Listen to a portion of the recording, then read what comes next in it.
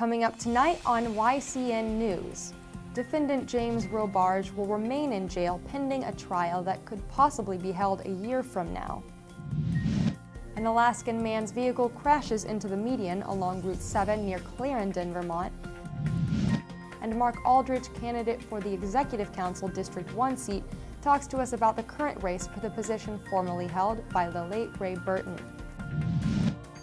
For more news, weather, and sports, it's time for YCN, your local view. Now, your daily digest of the Dartmouth Lake Sunapee region, southern Vermont, and Windsor County. News, sports, weather, and all that is happening in our area. The news on YCN, your local view. Good evening, and welcome to this Thursday edition of YCN News. I'm Rose Spillman.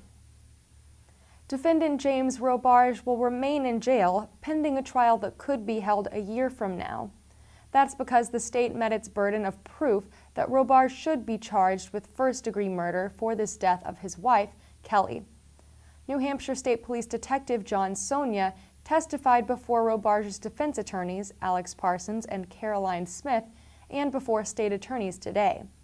Judge Brian Tucker ruled this afternoon that the state's motion to charge Robarge with first degree would prevail at this time.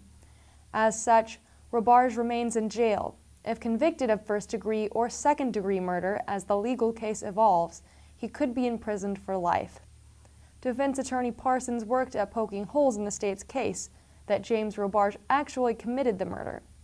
After today's hearing, Senior Assistant Attorney General Susan Morrell told reporters the volume of evidence against Robarge, such as DNA blood samples, shows James Robarge is the likely and lone suspect. Claremont City Councilors agreed Wednesday night not to demolish its outdoor pool for another 3 months. The John McClain Clark Pool at Veterans Park off Winter Street remains a source of contention for councilors and residents. Some residents want the pool to remain until it is known for certain if it can be rebuilt. Other residents say it is costing taxpayers too much money and the pool should be fully demolished. Some parts of the pool have been taken apart since last summer when the issue came before the City Council. In November, councilors learned from a pool expert that the cost of restoring the pool would be around $200,000. A Kodiak, Alaska man escaped injury when his vehicle crashed into the median along Route 7 near Clarendon, Vermont. The accident happened shortly after 7:30 this morning. 23-year-old David Gunderson told police he fell asleep while driving. Gunderson was wearing a seatbelt at the time of the single-car crash. Police say there was minor front-end damage to the front of the 1998 Nissan Sentra. The car's front windshield cracked when the car hit a metal reflector pole in the median. After the break, we'll continue our profile of the candidates running for Executive Council's District 1 seat and a talk with Mark Aldridge. The YCN News continues in a moment. Welcome back to YCN News. I'm Rose Spillman.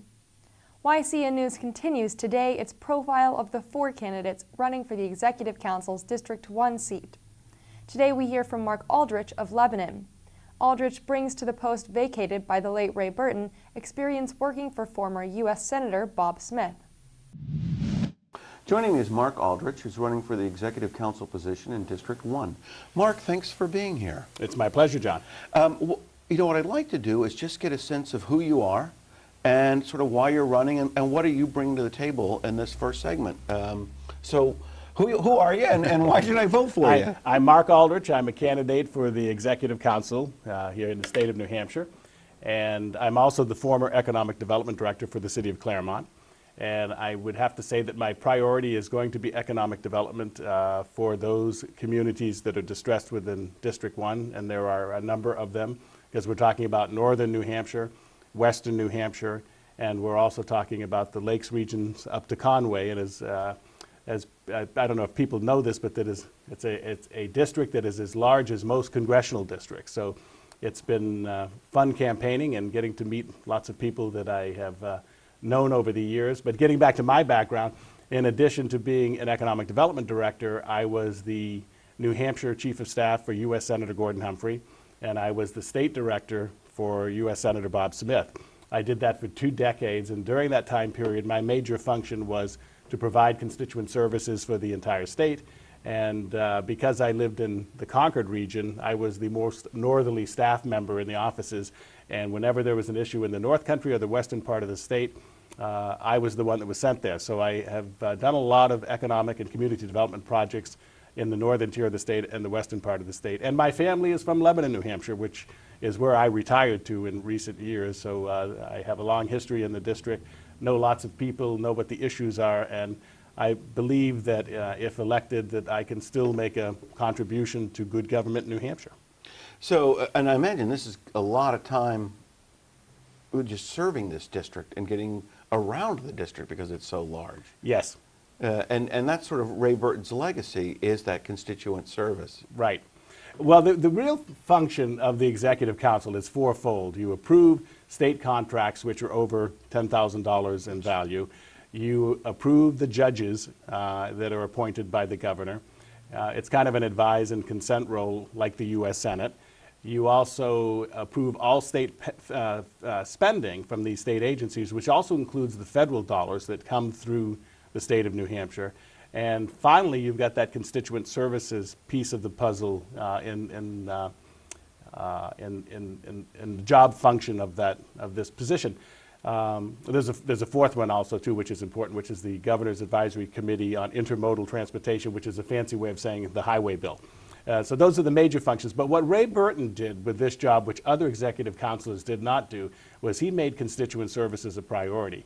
And because of that, that tradition is there. Anybody who gets elected to this position is, I think, going to be they're going to have to carry on that tradition, or people will be thinking they're doing the job less than it should be done. And I think because of my background, I know constituent services. I know how the state agencies and federal agencies work. I know if people are having problems with government. I know where to go and who to talk to get help for those kinds of people. And that's why I think I can do this job well, in addition to the normal day-to-day activities of an executive counselor. And what do you think your priorities would be if elected to this position? I mean, obviously fulfilling the duties, but what agenda would you sort of see as over and above the day-to-day responsibilities of an executive counselor, which are spelled out in the state constitution? Mm-hmm. On the constituent services end of things, my priority really is community economic development. That's what I did for the U.S. Senate. That's what I did as a professional when I worked as an economic development director here in Claremont. And there are a number of communities, especially, Claremont is one, Newport is another. The Upper Valley has some of its own unique issues that need to be dealt with. And I've spent a lot of time in Berlin and the North Country where their economic issues are somewhat different than we have in the western part of the state because of their isolation. And I think that would be my priority, quite frankly. And what's the linchpin for economic development that you see in this?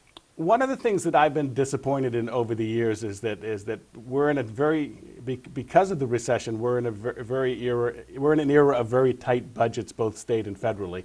And in the 90s, when I was working economic development, there were a lot of programs for the Rural Development Administration, the Economic Development Administration, the Small Business Administration.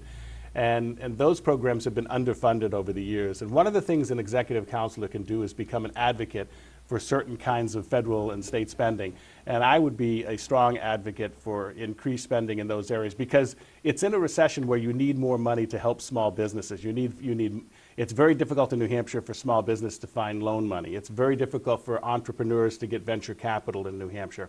It's very difficult for communities like Berlin and Claremont to find grant money to do infrastructure development projects like the rehab of the mills, et cetera. And I was just talking with Nancy Merrill this morning, and she was explaining to me that it has been more difficult in recent years to get funding from the state, and it would be good if the executive counselors focused that more with the governor and the congressional delegation, and that's one of the things I think I can do.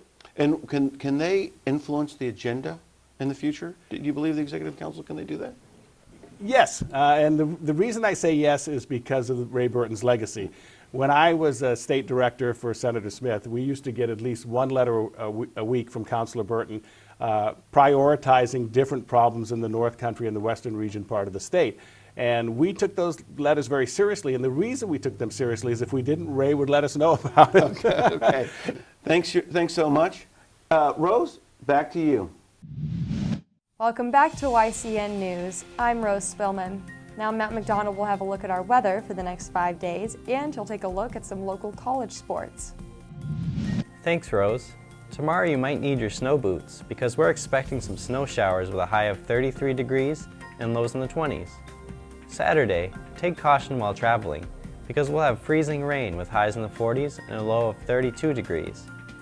Sunday will be cloudy with a high of 39 and lows in the mid-20s. Monday we'll have highs in the 40s with a low of 27 degrees.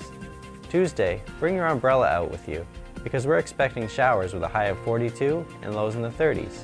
If you're in the Brattleboro area this weekend, check out the Brattleboro Concert Choir Ecstatic Visions this Sunday from 7:30 to 8:30 p.m. in the First Baptist Church. Hey everybody, it's Hallie O'Brien and I'm here at Mount Snow in southern Vermont, which is only a hop, a skip, a jump, and a short car ride away from major cities like Boston and New York. Get out here! Get out here! If you like big hero turns, definitely check out Snowdance. It is the king of all cruisers. But if park's more your thing, swing down to Carinthia. It is the only all-freestyle mountain face on the East Coast, rated #1 by Transworld Snowboarding and Ski Magazine. The weather keeps playing Jekyll and Hyde with us, but snowmakers and groomers have that 1-2 punch of snowmaking and grooming to battle back and improve the slopes. Mount Sunapee headed into the weekend with the most open trails in New Hampshire. Next week is their New England Winter Sports Clinic for disabled veterans. Physically challenged veterans from across the country get instruction and rehabilitation with adaptive alpine snow sports. The Bluebird Express. Just pop that bubble down and every day's a Bluebird day. It doesn't get any better than this. Like, I couldn't ask for better conditions. Okemos Grommet Throwdown this Saturday is for kids 13 and under who want to learn and compete on easy terrain features at Okemos Hot Dog Hill. Stratton did a great job of grooming and maintaining their trails and terrain park. And college weeks continue here at Mount Snow with parties, snow tubing, rail jams, all under the lights next week. And if you missed anything in this report, check out snowcountry.com. They got you covered. We'll see you next week. Let's look at some upcoming college games in New Hampshire that you can check out tomorrow. First up at Colby-Sawyer College, there will be a men's basketball game with the Chargers facing the University of Maine, Farmington at the Dan and Kathleen Hogan Sports Center at Colby-Sawyer College at 1 p.m. The women's Chargers will also play the University of Maine on the same day, same place at 7:30 p.m. Dartmouth College will host a women's hockey game tomorrow with Yale University at 7 p.m. Support your local college teams. Thank you for joining us for this Thursday edition of YCN News. Don't forget to like us on Facebook and follow us on Twitter. And you can watch our programs anytime online at www.ycnnow.com. Be sure to tune in tomorrow to hear from Ginny Baroob from Elegantly Eclectic. I'm Rose Spillman for YCN, your local view. Good night.